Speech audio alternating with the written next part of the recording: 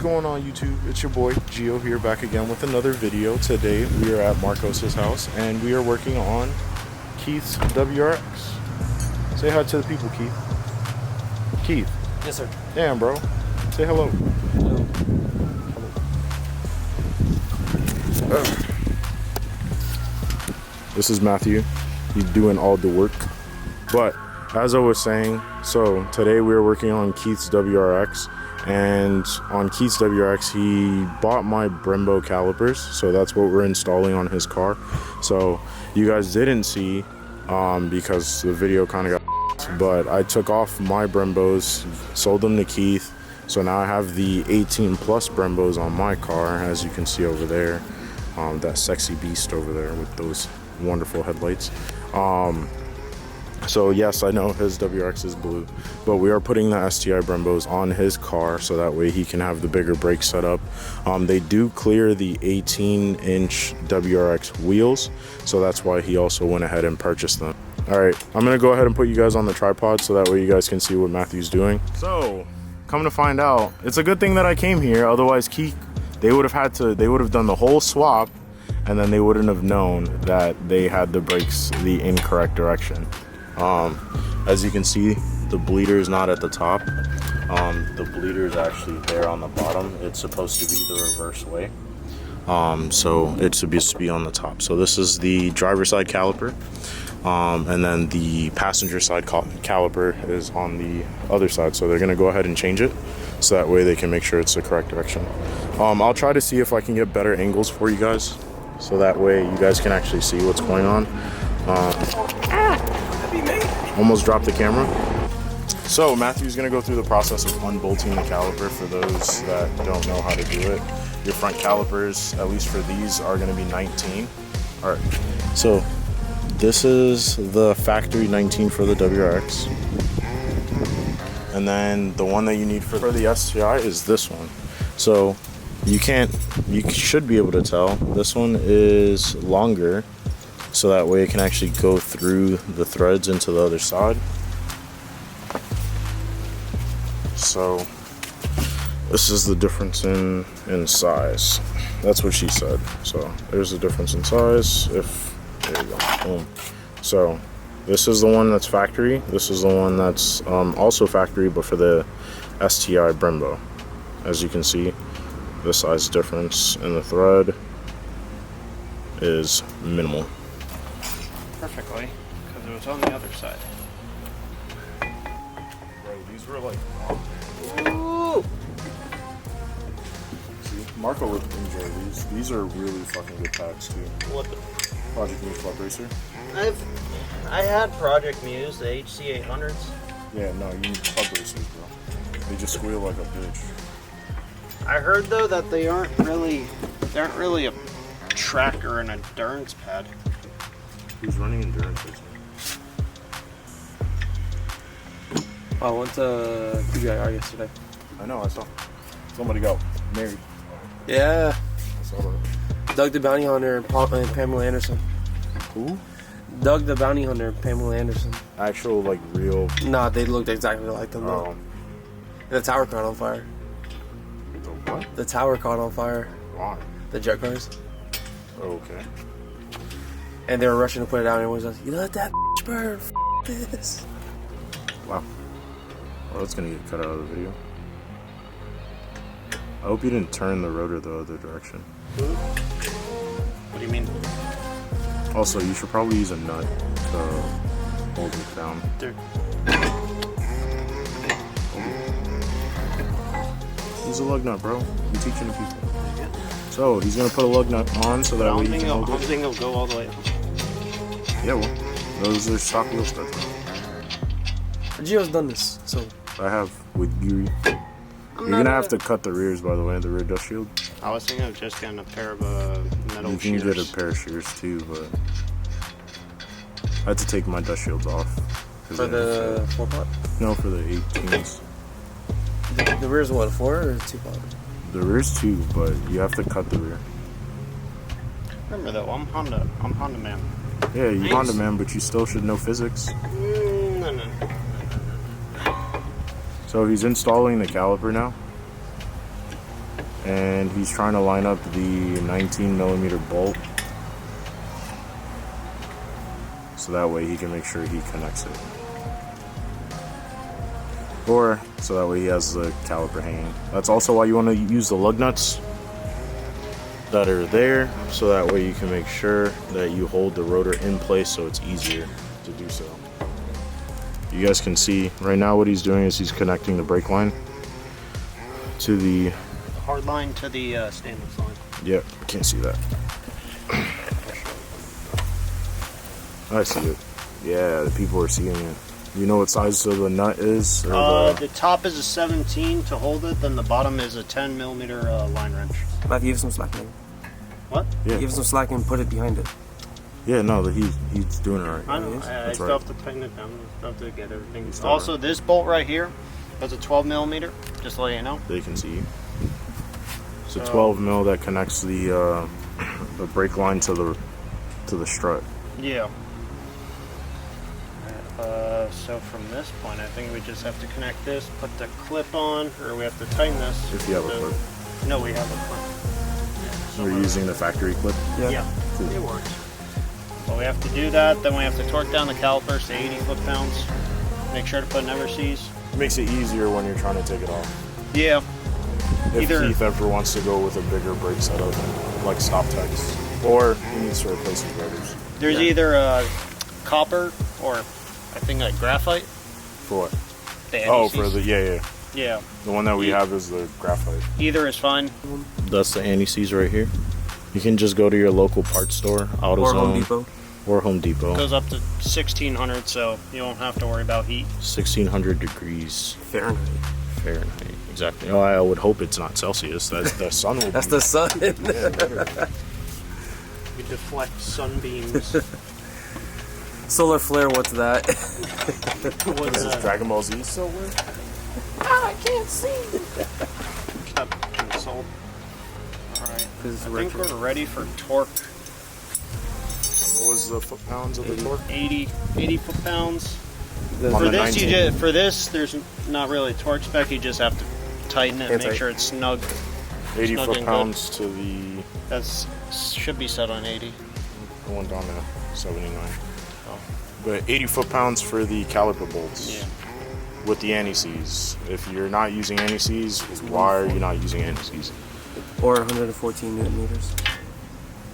For my metric people.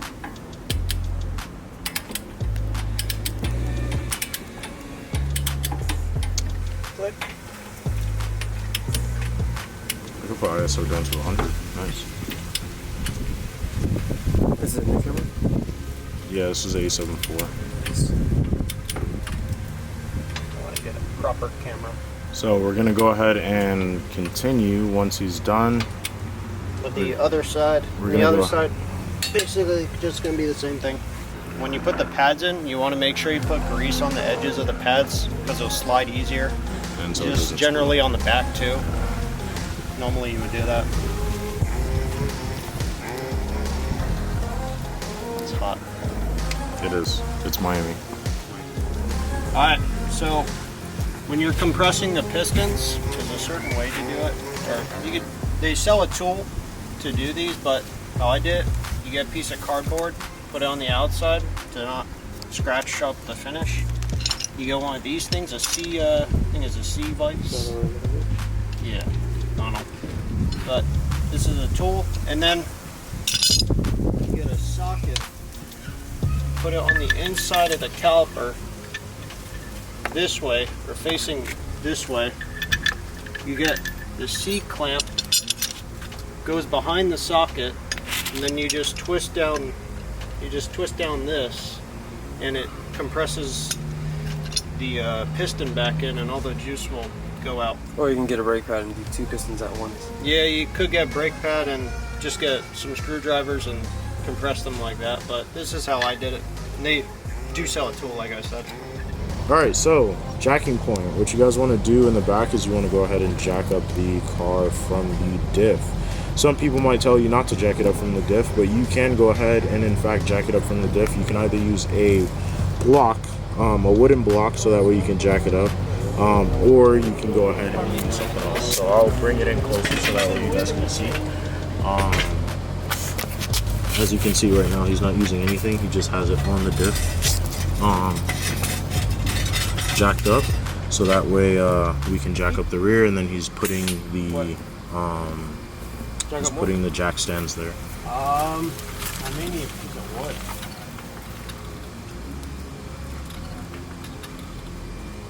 Because if I put on putting the jack stands there's a there, channel for the rail, he's going to put it, and then there's going to be jack stands on all four corners. And the reason for this is so that way when you bleed the brakes, you are actually able to bleed them correctly, because you do need to bleed them in a specific way. Let me turn down the ISO. It's really high. This is it.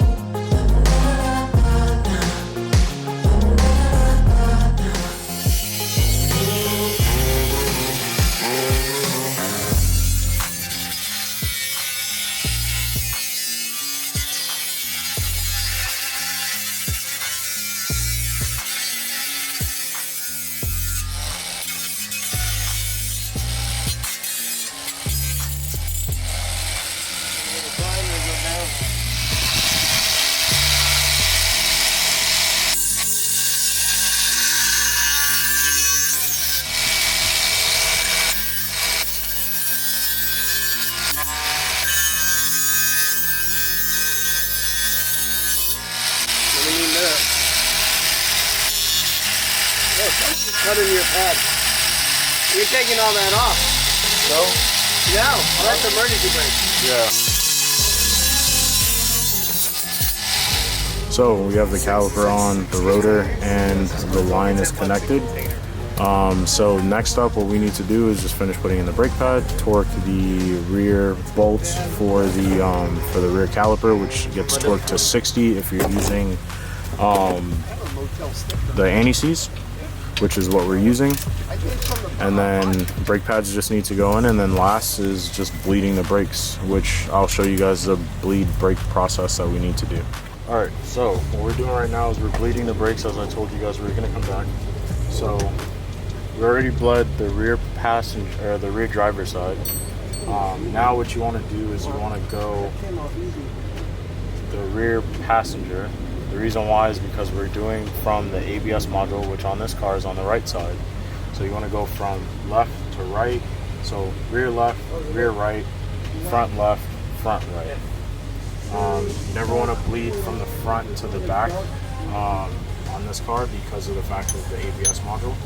So you want to make sure you also have an 11, and then so that way you can crack the bleeder valve open.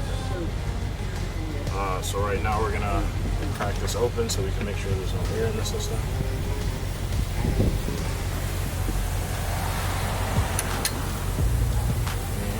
And so you want to pull towards you to loosen the bleeder valve, and then you'll see all the fluid going through. So right now the rear one has a lot of air going through it, so you can actually see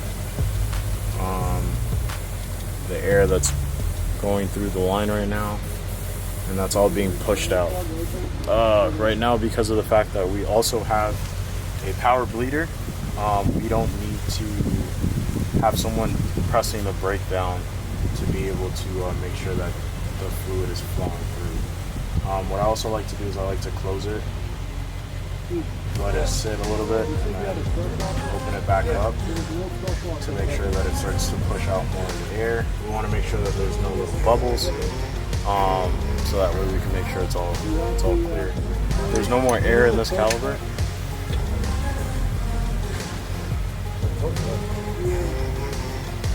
What I'll do is I'll go back to the front real quick, so that way I could double check the front bleeder, since this does have 2 bleeders, and just make sure that this doesn't have air in the line.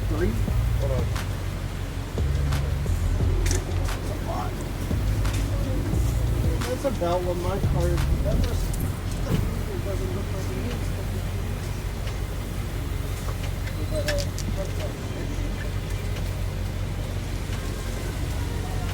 Yep.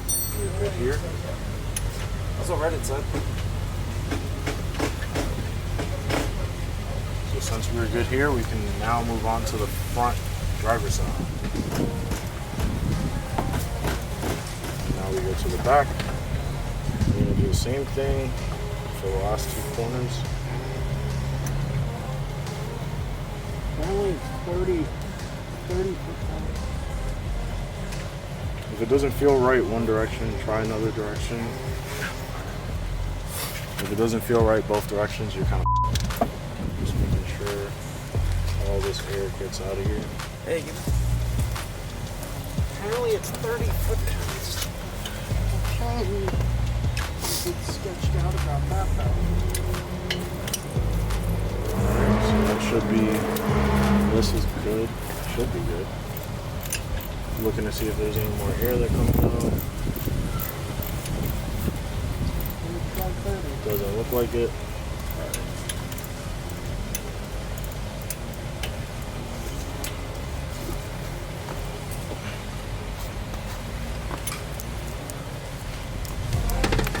You also want to make sure you check your fluid level to make sure that it doesn't get low. Because since you are pushing the air down to push the fluid through, you want to make sure that that doesn't happen. So right now this is all of the old fluid, I guess, if there was even any left from them, and then also we have the new fluid that's being pushed through right now. You will need 2 bottles. We did multiple 660, so we have 2 bottles of multiple 660, which comes out to a liter. And that's usually what you need in order to be able to flush the system and also put the new fluid inside the new system, or into the system back. I'm gonna move on to the last side. You guys don't need to see that part, mainly because it's the same thing. And then we'll go to when Keith is ready to start actually like breaking in the pads and everything like that, so that way we can make sure that he's all good. All right. Catch you guys soon. Jesus. And you said you don't want squealing brakes? If you guys go flying, it's not my fault. It's Keith's fault. Hitting the brakes too hard.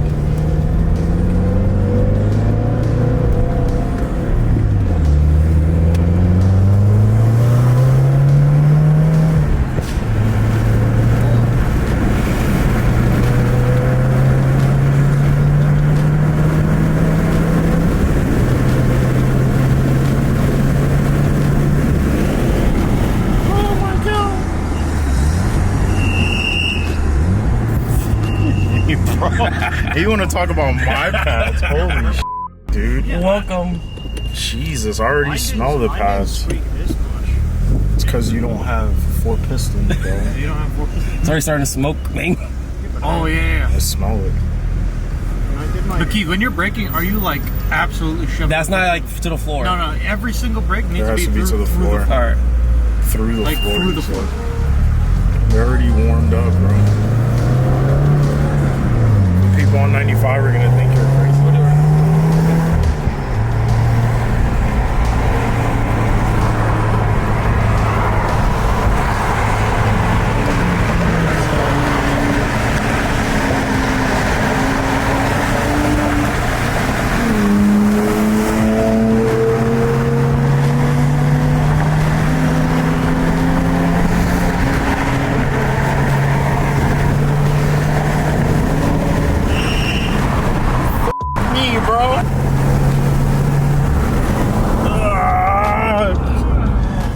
Jesus. Fuck, dude. I have these. I smell all the pad, bro. My God. This thing stops. With shitty tires. Ooh. Hey, they're blue, man. Blue. It's blue and gold. It's the blue. I get the hose walker now. Those pads look pretty good on the backside. Got STI brembos on the car now. How you feeling, Keith? That's good.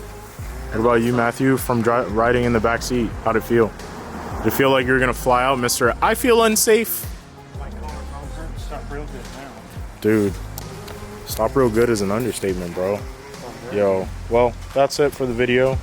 We're gonna go ahead and clean up everything that's on the floor. But Keith should be happy with his brakes now. We'll see what it does when he goes to autocross. I told him he needs to get some wheels and tires, so he needs to add that to the list of items to get if he wants his car to truly be autocross spec. All right, guys, catch you guys in the next one. Don't forget to like, comment, and subscribe. If you feel like Keith should be using a different pad, comment down below.